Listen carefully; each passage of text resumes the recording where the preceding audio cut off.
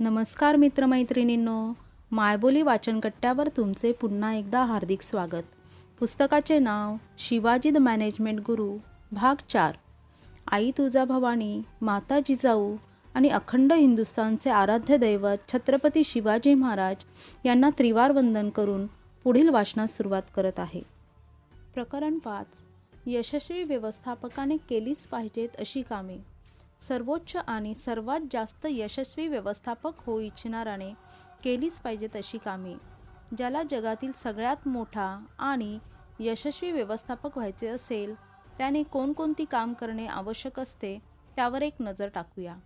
पहिलं, mission statement. ध्येय वाक्याचा पाठपुरावा करणे. कितीही अवघड बिकट प्रसंग आला, संकटे आले तरी आपले ध्येय सोडायचे नाही, डगमगायचे नाही. दुसरं, प्लॅन अँड पॉलिसीज. योजना बनविणे, धोरण राबविणे. आपले ठरविलेले ध्येय साध्य करण्यासाठी योजना बनवायची आणि योजना अंमलात आणण्यासाठी धोरणे राबवायची. योजना हा ध्येयाकडे जाणारा रस्ता आहे, तर धोरणे हे दिशादर्शक आहेत. 3. Organising resources. साधनसामग्रीची जुळवाजुळव करणे. आपले ध्येय प्राप्त करण्यासाठी योजना बनवायची, धोरणे राबवायची आणि त्यासाठी लागणारी सगळी साधनसामग्रीची जुळवाजुळव करायची. 4. सिलेक्शन. निवड करणे. आपले ध्येय प्राप्त करण्यासाठी लागणारी योग्य माणसे अचूकपणे निवडून त्यांना योग्य ती जबाबदारी द्यायची. 5. डायरेक्शन. दिशा देणे. निवडलेल्या माणसांना वेळोवेळी मार्गदर्शन करणे. ते ध्येयापासून बाजूला जाऊ नयेत याची काळजी घेणे. थोडक्यात काय तर सहकार्यांची दिशा चुकणार नाही याची दक्षता घेणे. 6. कामावर नियंत्रण. आपले सहकारी काय काम करतात यावर नियंत्रण ठेवून त्यांना नियंत्रित करणारी व्यवस्था निर्माण करून त्या व्यवस्थेवरही नियंत्रण ठेवून प्रत्येकाची कार्यकुशलता वेळोवेळी मोजणे. 7. प्रोत्साहन देणे. आपल्या सहकाऱ्यांना नुसतं नियंत्रित करून काम भागत नसतं, तर त्यांना आणखी वेगाने अचूकपणे काम करण्यासाठी प्रवृत्त करणेही महत्त्वाचे असते. 8. अहवाल. कोणी काय काय काम केलं आहे त्याचा अहवाल तयार करणं, जेणेकरून कोणाला प्रमोशन द्यायचे, कोणाची बदली करायची आणि कोणाला बडतर्फ करायचे याचा निर्णय घेता येईल अशी व्यवस्था करणं आणि कामकाज सुरळीत योग्य दिशेने चालतं आहे ना याची खात्री करून आवश्यकता असल्यास काय बदल करावे लागतील हे समजून भविष्यात तसे बदल करणे. चांगल्या माणसाचं प्रमोशन, कामचुकारांची बदली आणि निष्काळजी लोकांची बडतर्फी ही या तत्वाची त्रिसूत्री. आता कळलं का शिवाजी महाराजांची राजमुद्रा अष्टकोनी का होती? ज्याला यशस्वी व्यवस्थापक व्हायचे असेल त्याने अष्टपैलू होणे आवश्यक. अष्टपैलू होण्यासाठी हे 8 गुण आत्मसात करणे म्हणजे यशस्वी माणूस, यशस्वी व्यवस्थापक, यशस्वी उद्योजक होणे. या 8 तत्वांची जो गाठ बांधतो तोच या जगात ताठ मानेने जगतो आणि जो या 8 तत्वाची गाठ बांधू शकत नाही, यश त्याला नेहमी पाठ दाखवल्याशिवाय राहत नाही.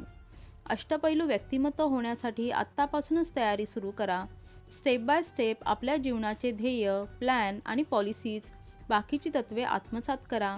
लक्षात ठेवा, आपल्या जीवनात काहीतरी मिशन असणे हेच आपण यशस्वी होण्याचं प्रमुख कारण असतं.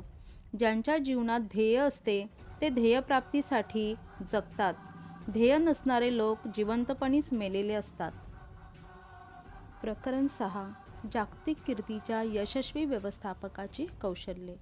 एखाद्या व्यक्तीला यशस्वी व्यवस्थापक होण्यासाठी काही कौशल्य त्याच्या अंगात असणे किंवा त्यांनी ती प्रयत्नपूर्वक राबविणे आवश्यक असते.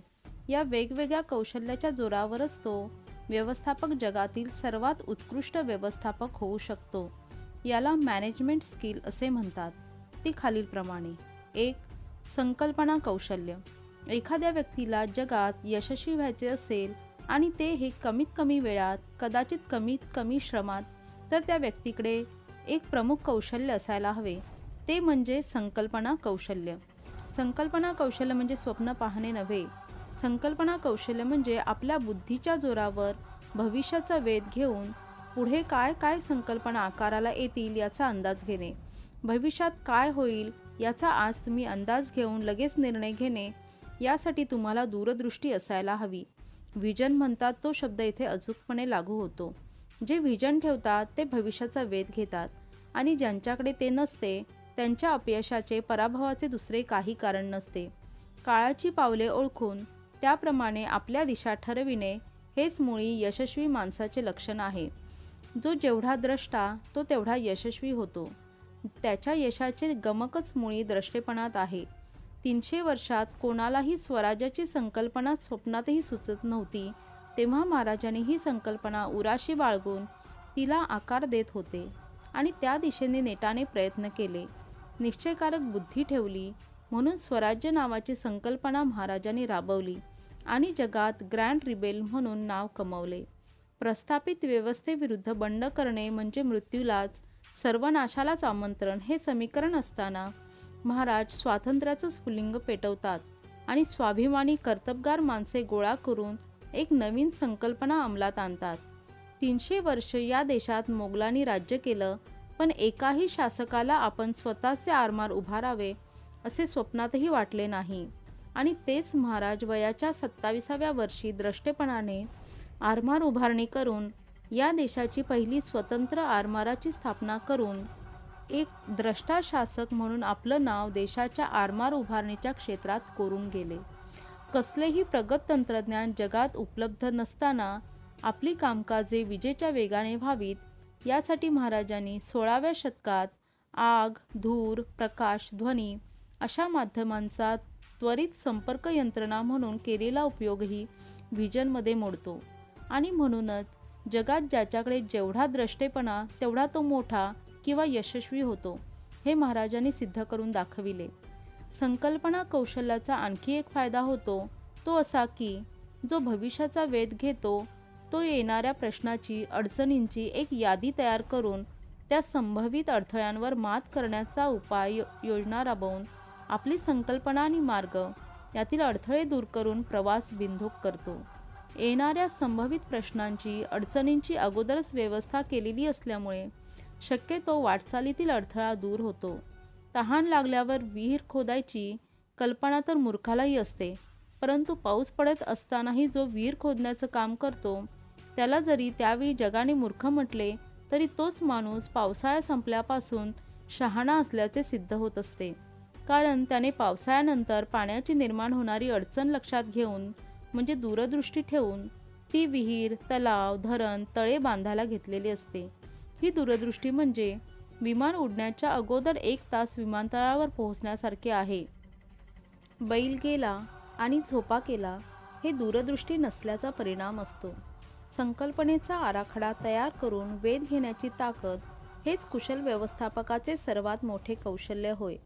सर्वात टॉपच्या व्यवस्थापकाच्या यशाचे रहस्य आज तुम्हाला कळले तर तुम्हीही सर्वात यशस्वी व्यवस्थापक होण्यासाठी आत्तापासून आपला जास्तीत जास्त वेळ नियोजन करण्यासाठी, जुळवाजुळव करण्यासाठी आणि वर्तमानासह भविष्यातील प्रश्नांचा वेध घेऊन ते सोडविण्यासाठी प्रयत्न करायला सुरुवात करूया. आठवलं म्हणून तुम्हाला दूरदृष्टीचे एक उदाहरण सांगूनच पुढे जातो. महाराजांची दूरदृष्टी सांगण्याचा मोह मला आवरत नाही असे म्हटले तरी चालेल. त्याचं झालं असं, महाराजांनी राज्याभिषेकाच्या कार्यक्रमाचे आमंत्रण जगभरातील राजांना, सरदारांना, व्यापाऱ्यांना पाठविलं होतं. त्यानुसार इंग्रजांचा एक वकील रायगडावर आला होता. नाव तुम्हाला माहीत असेल कदाचित, तो टॉमस निकोलस. इंग्रज माणसं मोठी हुशार आणि चाणाक्ष बरं. पाहुणा म्हणून आला तरी त्याचं बारीक लक्ष एका गोष्टीवर कायम आणि ते म्हणजे महाराजांचं व्यवस्थापन कौशल्य.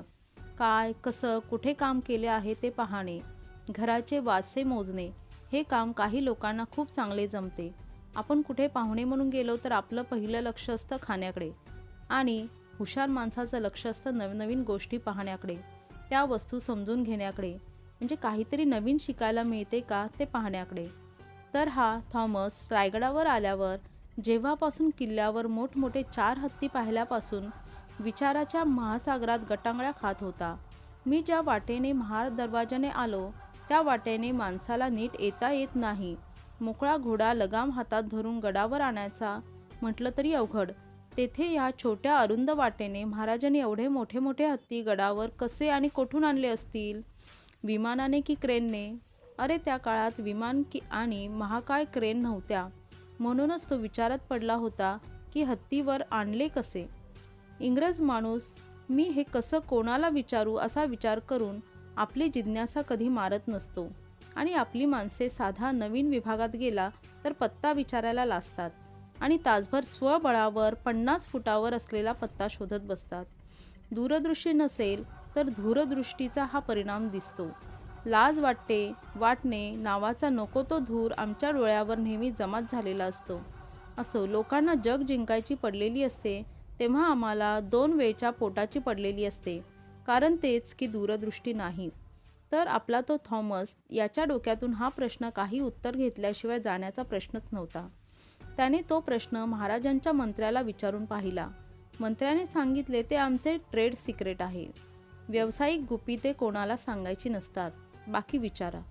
तर तो म्हणे बाकी काही नाही, बाकीचं मी सगळं स्वतः समजू शकतो, समजलोही आहे आणि जे समजू शकत नाही तेवढं मात्र मी तुम्हाला विचारतो आहे आणि तुम्ही अगदी चलाखीने सांगताय बाकी विचारा.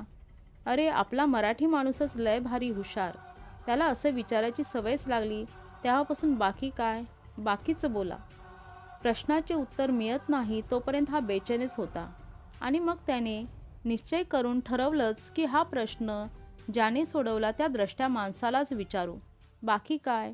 आणि खरोखरच त्या हिम्मत बहादराने मोठ्या हिमतीने नव्हे तर खुबीने महाराजांनी जेव्हा पाहुण्यांना प्रीतिभोजनासाठी बोलावले तेव्हाच हा प्रश्न विचारला. कारण स्पष्ट होते जेवताना माणूस खुश असतो आणि आनंदाच्या भरात पटकन उत्तर देऊन जातो.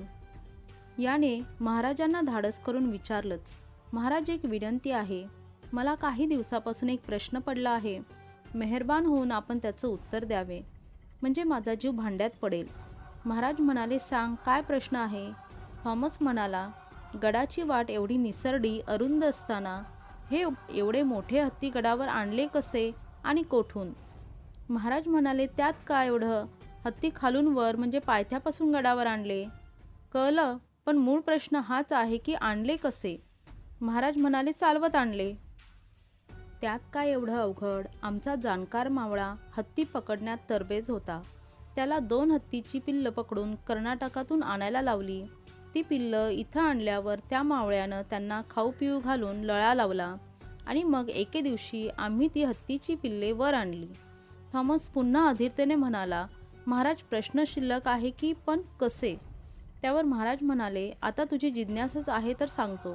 आमचा तो सरावलेला मावळा डोक्यावर हिरव्या चाऱ्याची पेंडी करून काही दिवस डोंगरावर चढण्याचा सराव करत होता.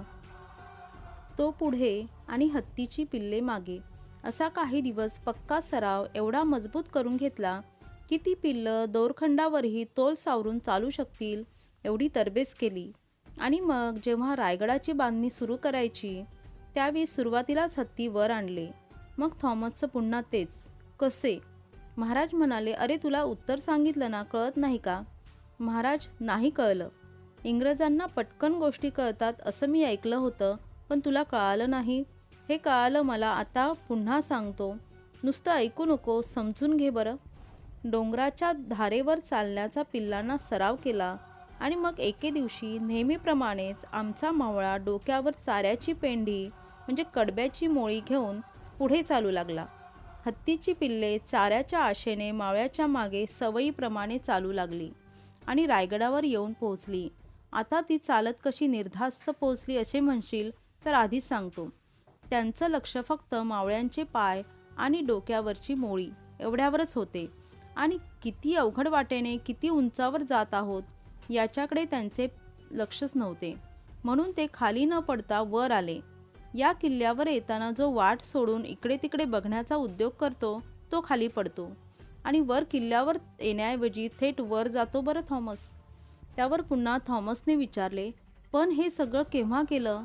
महाराज म्हणाले जेव्हा आम्ही 1656ला रायरी म्हणजे रायगड ताब्यात घेतला त्याच वेळी 1 वर्षाच्या आत. पण महाराज तुमचा राज्याभिषेक तर आता 6 जून 1674ला आणि तुमची हत्तीची पिल्ले गडावर आणली ती 18 वर्षे अगोदर. किती मोठी तुमची दूरदृष्टी आणि निश्चयात्मक बुद्धी की इथेच एक ना एक दिवस तुम्ही राज्याभिषेक करणार. महाराज म्हणाले इंग्रज माणूस स्तुती करण्यात पटाईत असतो हे खरं, बाकी काय. यावर पुन्हा तो जिज्ञासू इंग्रज पुन्हा नवीन प्रश्न विचारू लागला. प्रश्न हत्तीचा होता आणि या हत्तीचं शेपूट काही लांबायचे थांबेना. तो म्हणाला, एक सहज प्रश्न पडला म्हणून आत्ताच विचारतो. उत्तर मिळाले तर बरे होईल.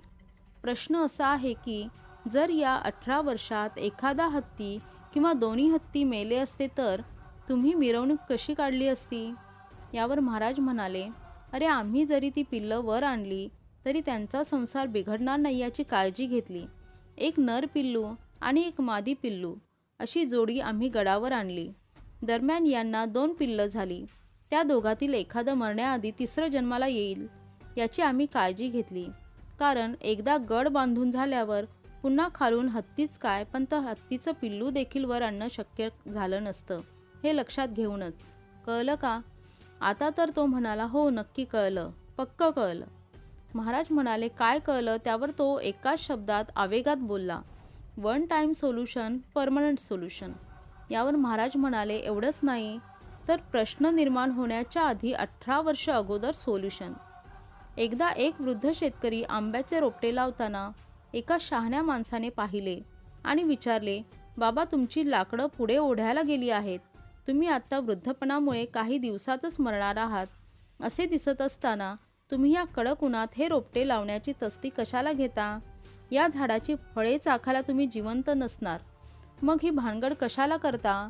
यावर तो वृद्ध शेतकरी म्हणाला, अरे बाळा, तुला दूरदृष्टी म्हणजे काय हे आयुष्यात कळलेले दिसत नाही वाटतं. अरे माझ्या आजोबाने लावलेल्या झाडाचे आंबे मी बालपणापासून खात आलोय आणि मी सुद्धा आज जी रोपटी लावतोय त्याची फळं माझ्यासाठी मरणाऱ्या म्हाताऱ्यासाठी नसतील तर ती माझ्या पुढच्या येणाऱ्या पिढ्यांसाठी, नातवंडांसाठी असतील.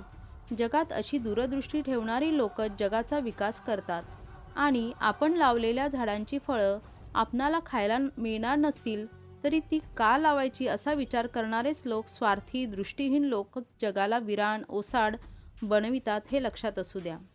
2. मानवी कौशल्य.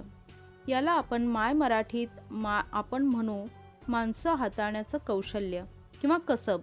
प्रत्येक व्यवस्थापकाचा संबंध येतो तो सहकारी आणि हाताखालील माणसांशी आणि या माणसांना हाताळण्याचं कौशल्य म्हणजे ह्युमन स्किल. या कौशल्याची आवश्यकता कशासाठी? तर हे स्किल चांगलं अवगत असणारा माणूस इतरांना नीट समजून घेऊ शकतो. त्यांचे प्रश्न नीट समजून त्यांना नीट दिशा दाखवू शकतो. त्यांना कार्य करायला प्रेरित करू शकतो. संघभावना निर्माण करू शकतो. या सर्वांचा परिणाम म्हणजे काय? तर एक चांगलं काम घडवून आणण्यासाठी हे कौशल्य असणारा माणूस एक चांगली वातावरण निर्मिती करू शकतो, ज्यामुळे सहकाऱ्यांना, कर्मचाऱ्यांना आपली मतं, विचार मुक्तपणे मांडता येतील आणि एकोप्याच्या भावनेने एक संघ म्हणून सगळे लोक एकाच हेतूने, एकाच दिशेने काम करून कंपनी, संस्था यशस्वी करू शकतात. आता 12 गावची माणसे हाताळायची म्हणजे व्यवस्थापकही 12 गावचं पाणी पिलेला अनुभवी असणं आवश्यक आणि पुन्हा त्यासाठी जे कसब पणाला लागतं ते हेच की ह्युमन स्किल. आणि हे कसब आपण अंगी चांगल्या प्रकारे बांधवायचे, कारण या जगातील एकही वनस्पती निरुपयोगी नाही आणि दगड माती देखील. 3. तांत्रिक कौशल्य. तांत्रिक कौशल्य म्हणजे जादूटोणा नव्हे. तांत्रिक कौशल्य म्हणजे जी यंत्रे तुमच्या दैनंदिन कामकाजात वापरली जातात ती हाताळण्याचे कसब. मग तो संगणक असो की मोबाईल, विमान असो की जहाज. एखादी तांत्रिक चूक खूप महाग पडू शकते. फक्त आर्थिकदृष्ट्या नाही तर जीवितहानीसुद्धा होऊ शकते. म्हणून हे कसब चांगले अवगत असणे गरजेचे. महाराजांच्या बाबतीत तर बघा, महाराजांच्या आयुष्यात 125 लढाया त्यांनी शत्रूंच्या गराड्यात शिरून केलेल्या असताना अंगावर एकही जखम होऊ दिली नाही आणि समोर आलेला एकही शत्रू जिवंत माघारी जाऊ शकला नाही. हे हत्यार चालविण्याचं कसब म्हणजे तांत्रिक कौशल्यच होय. अपवाद फक्त एकदाच झाला आणि तो आकस्मिक अपघाती म्हणावा असाच होय. तो म्हणजे प्रतापगडावर युद्धाच्या वेळी ज्याचे काम लढण्याचे नाही त्याने महाराजावर वार केला. यामुळे महाराजांच्या डोक्यावर जिरेटोप असल्यामुळे महाराज वाचले, पण तांदळा एवढी जखम झालीच. महाराजांचं तांत्रिक कौशल्य चुकलं नव्हतं, तर महाराजांच्या राजकीय शिष्टाचाराच्या नियमाचं उल्लंघन करून अफजलखानाच्या वकिलाने कृष्णाची भास्कर पंत कुलकर्णी यानं तो वार केला. अर्थात महाराजांनी लगेच पर्यायी यंत्रणा चालू केली आणि पुढच्या क्षणाला समोरच्याला त्याच्या चुकीचा परिणाम त्याला दाखवून दिला. एका वारात कृष्णाजी भास्कराचे मुंडके उडवले गेले. विशाळगडाच्या पायथ्याला तर महाराज सलग 7 तास दांडपट्टा चालवित होते. अगदी अचूक, म्हणून तर वेडा फोडून वर आले ना. तांत्रिक कौशल्याचं जगप्रसिद्ध उदाहरण मराठ्यांनी जगाला दाखवून दिलं आणि ते म्हणजे गनिमी कावा. या गनिमी कावा नावाच्या जागतिक कीर्तीच्या युद्धप्रकारात घोडा वेगाने पळविणे, जाग्यावर थांबविणे, वळसा घेणे आणि काही सेकंदातच पुन्हा शेकडो किलोमीटर प्रति तासाचा वेग पकडून वाऱ्याच्या वेगाने धावणं, हे कसं म्हणजे घोड्यावर मावळ्याचं असलेलं नियंत्रण स्पष्ट करते. म्हणजेच काय तर मराठ्यांच्या विजयाचं रहस्य त्यांच्या तांत्रिक कौशल्यात म्हणजे वेगवान घोडदौडीत आहे हे स्पष्ट. तुम्हाला कायम जगाच्या पुढे राहायचे असेल, कायम पुढे जायचे असेल तर या तांत्रिक कौशल्यावर चांगला भर देऊन नवीन असलेलं तंत्र लगेच आत्मसात करून एक पाऊल सदैव जगाच्या पुढे चालत राहा. 4. Design skill. या कौशल्याला आपण प्रॉब्लेम सॉल्विंग स्किल म्हणजे प्रश्न सोडवण्याची हातोटी असे म्हणतो. एका यशस्वी व्यवस्थापकाला फक्त प्रश्न समजून उपयोग नाही, तर त्याला त्या प्रश्नाला अनुसरून योग्य असे डिझाईन म्हणजे उत्तर तयार करता आलं पाहिजे. Best solution to worst problem हीच ती हातोडी आणि यासाठी व्यवस्थापकाकडे बुद्धिमत्ता, अनुभव असण्याची गरज असून ती सातत्याने अपडेट सुधारित करीत राहिले पाहिजे, जेणेकरून त्यांना नवीन प्रश्नांची उत्तरे तयार करताना नवीन आणि अचूक अशी डिझाईन तयार करण्यात त्यांना यश येईल. जुन्या माहितीच्या आधारे नवीन प्रश्न सुटत नसतात, तर नवीन प्रश्नाला नवीन पद्धतीचं उत्तर शोधणं अपेक्षित असतं. काही प्रश्नांना ताबडतोब उत्तरे अपेक्षित असतात, तर काही प्रश्नांची दीर्घकालीन उत्तरे शोधावी लागतात. पण एक नक्की, प्रत्येक प्रश्नाचं उत्तर शोधणं हे आपल्यासाठी आवश्यकच आहे. कोणताही प्रश्न अनुत्तरित सोडला तर आपण जीवनाच्या स्पर्धेत पास कसे होणार? म्हणून प्रत्येक प्रश्न सोडवा. आधी सगळ्यात महत्त्वाचा, नंतर कमी महत्त्वाचा आणि यासाठी प्रश्नांचा अग्रक्रम निश्चित करा आणि निश्चित उत्तर शोधाच. 5. प्रशासकीय कौशल्य. उच्च पदावरील व्यवस्थापकाला या कौशल्याची सर्वात जास्त गरज असते, कारण या टॉप मॅनेजमेंटच्या पदावर काम करताना पॉलिसीज अँड प्लॅनिंग करणे महत्त्वाची जबाबदारी असते. प्रशासकीय कौशल्यात तरबेज असणारा व्यवस्थापक चांगले नियोजन आणि योजना तयार करू शकतो, धोरण राबवू शकतो. प्लॅनिंग करणं म्हणजे कामाचं नियोजन करणं आणि पॉलिसी ठरवणं म्हणजे ते काम करताना काय करावे, काय करू नये हे स्पष्टपणे ठरविणे. म्हणजे काय तर काय करणं गरजेचं आणि काय टाळणं आवश्यक हे सहकाऱ्यांना सांगणं आणि त्याप्रमाणे त्यांच्याकडून काम करवून घेणं. कामाचे नियोजन करणे, त्यानुसार वेगवेगळ्या कामाची दिशा ठरवून त्यांना नियंत्रित करून एक चांगला निकाल लावणं हेच या कौशल्याअंतर्गत येणारं काम. 6. निर्णय घेण्याचे कौशल्य. प्रत्येक व्यवस्थापकाला आयुष्यात एक काम करावंच लागतं आणि ते म्हणजे निर्णय घेणे. आता निर्णय घेणे म्हणजे कामाचा निकाल लावणे नव्हे. निर्णय घेणे म्हणजे प्रश्न नीट समजून घेऊन त्याची पर्यायी 4-5 उत्तरे शोधणे. या पर्यायी उत्तराचं विश्लेषण करून त्यातून अचूक असा निर्णय निवडून काढणे आणि त्यानुसार अंमलबजावणी करण्याची प्रक्रिया सुरू करणे म्हणजे निर्णय घेणे. इथे निर्णय म्हणजे योग्य निर्णय नव्हे, तर सर्वात उत्कृष्ट पर्याय निवडून बिनचूक निर्णय घेणे अपेक्षित असते. एखादा प्रश्न समोर आला आणि त्यावर उत्तरच न देणं ही काही प्रश्न सोडवण्याची पद्धत नसते. निर्णयच न घेणे हा निर्णय असू शकत नाही. निर्णय न घेणे म्हणजे प्रश्न सोडवणे होत नसतं, तर त्यामुळे प्रश्न वाढत जाऊन मग एक दिवस काळच आपला निर्णय देतो.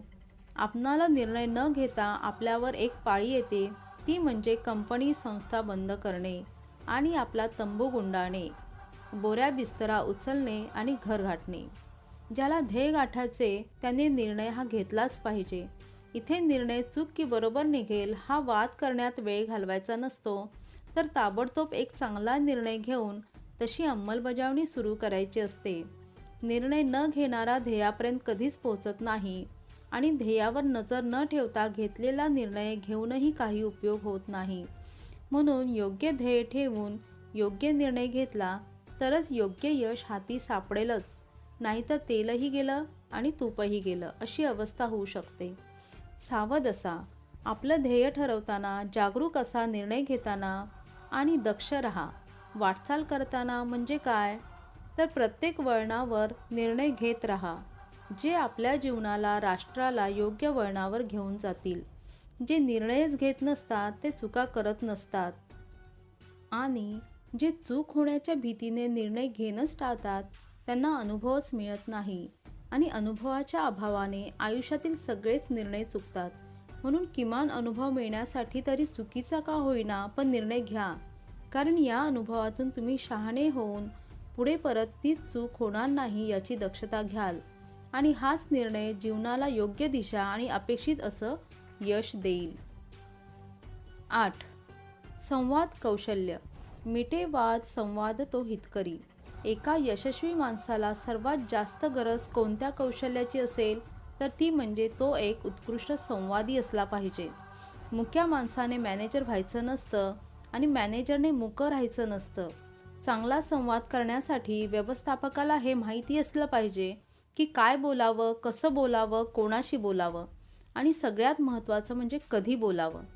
योग्य गोष्ट चुकीच्या वेळी बोलणं महागात पडतं, आणि तसं योग्य माणसाशी चुकीचं बोलणं आणि चुकीच्या माणसाशी योग्य बोलणं टाळावं. म्हणजेच काय, तर स्थळ, वेळ, काळ, प्रसंग, माणूस, त्याचा स्वभाव, एकंदर प्रश्न परिस्थिती लक्षात घेऊन बोलावं, तरच ते फायदेशीर ठरतं. आणि हे कौशल्य असणारी माणसं जगात खिशात 1 रुपयाचं भांडवल नसतानाही प्रचंड यशस्वी झालेली पाहायला मिळतात. भूतकाळातही, वर्तमान काळातही आणि होय भविष्यातही. जेवढा संवाद अचूक तेवढा तो माणूस यशस्वी. हा त्रिकालाबाधित नियम असून तो बदलण्याची शक्यता वर्तवणं म्हणजे संवाद कौशल्याची उपेक्षा करण्यासारखं होईल.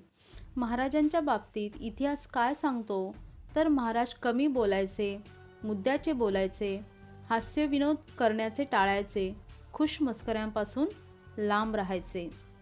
आता कळलं असेल, महाराज आपल्यासारखे एक सर्वसामान्य माणूस म्हणून जन्माला येऊनही युगपुरुष, युगनिर्माता का ठरले ते.